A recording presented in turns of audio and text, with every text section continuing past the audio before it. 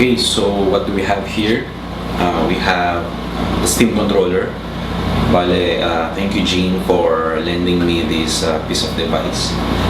Technically, hindi unboxing yung gagawin natin kasi literally wala na siya sa loob ng box.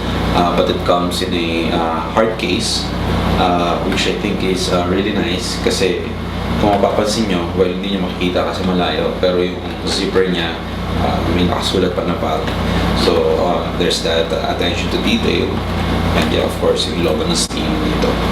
And well, may korte siyang controller. If you see that. So, what's inside? Here, ito yung laman niya. So, basically, we have the unit and yung mismo controller. And then we have a couple of batteries here, AA.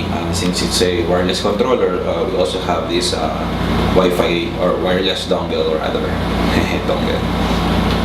And then here is a device wherein pwede mong isaksak dito yung wireless receiver. So instead of diretsong isasaksak dun sa USB port ng computer mo, dito mo siya isasaksak. So bakit mo gustong gawin yun? So we have this cable. So actually ito yung isasaksak mo dun sa USB port ng PC mo, and then the other end goes here. So kung yung CPU mo or yung machine mo is mahina yung reception kapag diniretsong saksak mo to sa port, you can use this to somewhat increase yung range nitong wireless receiver mo. So it goes something like this. So dito mo siya isasaksak, and then using this cable right here, ito yung papadaanin mo sa USB port ng PC mo. So, paano ka nalaman yun? Of course, bago ko ito ginawa, nag-search ako ng totoong unboxing video ng Steam controller. I think it's really nice. So, yeah.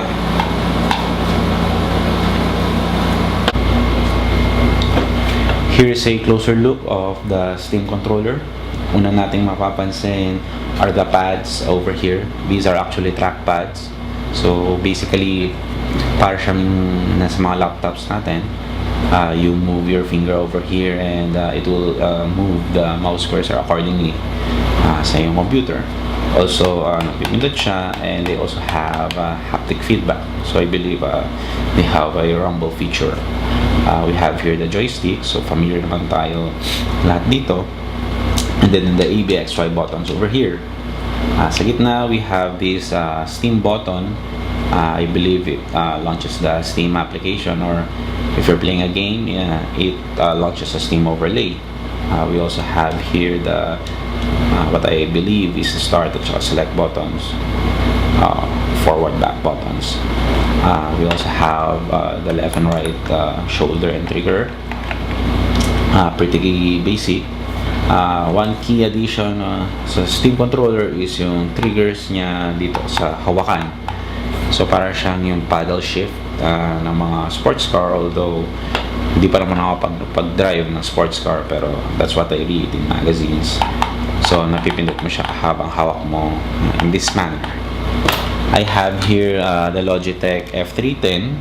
So I just want to compare siguro yung size, kasi it's unfair to compare these two in terms of functionality.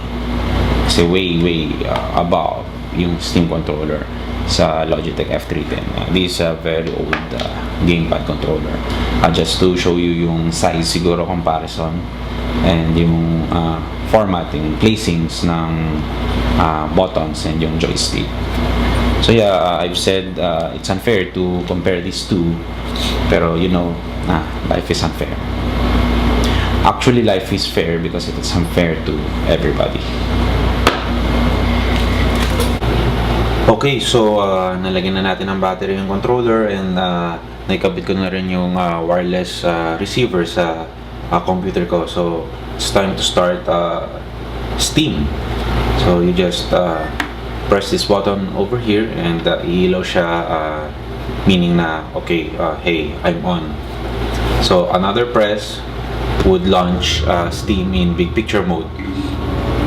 So I've yeah, magpa-pop yung controller registration. So I was joking to Gene na, oh nako Gene, makapag ginamit ko to sa Steam ko, malak na to sa account ko.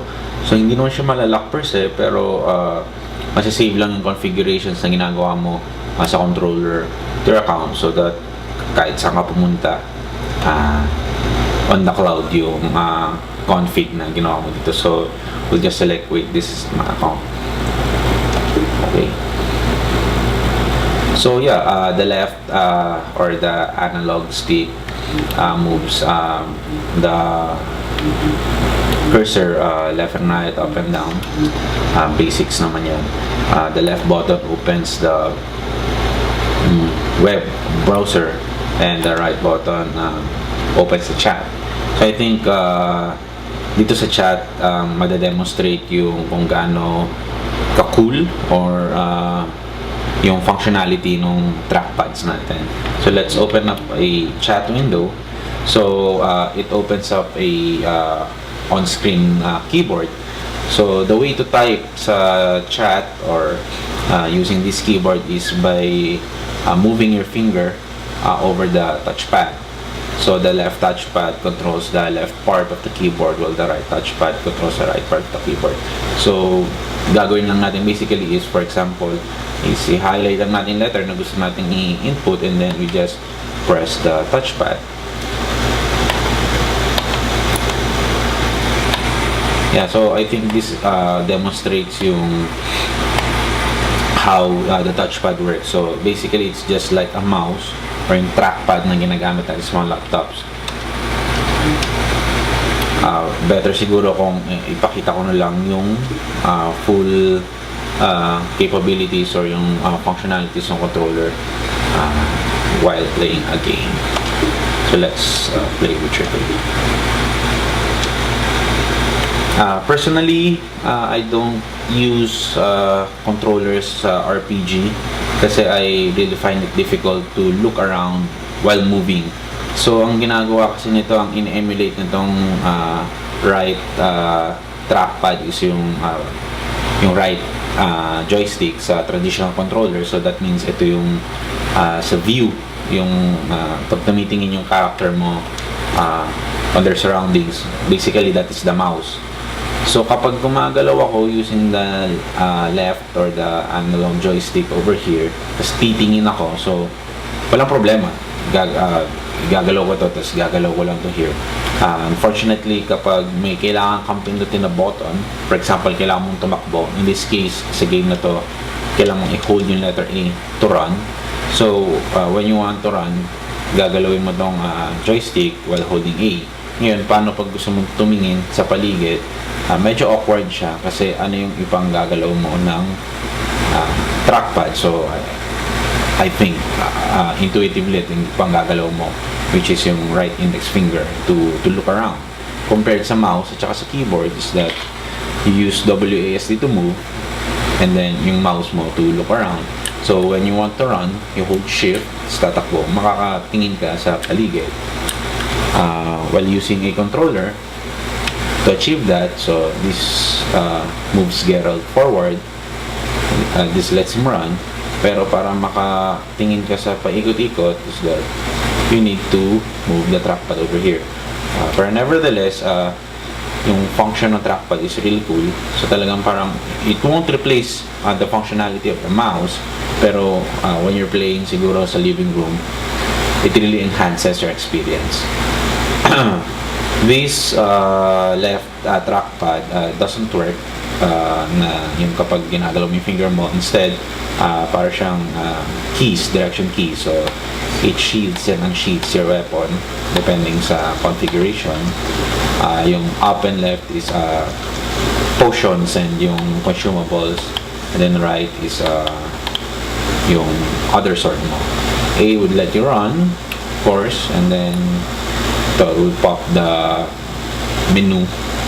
Ito naman gagamitin mo yung crossbow mo.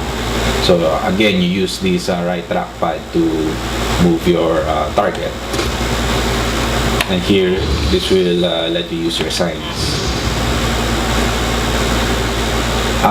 left grip button, quick save, right grip button is the same as X, which is attack.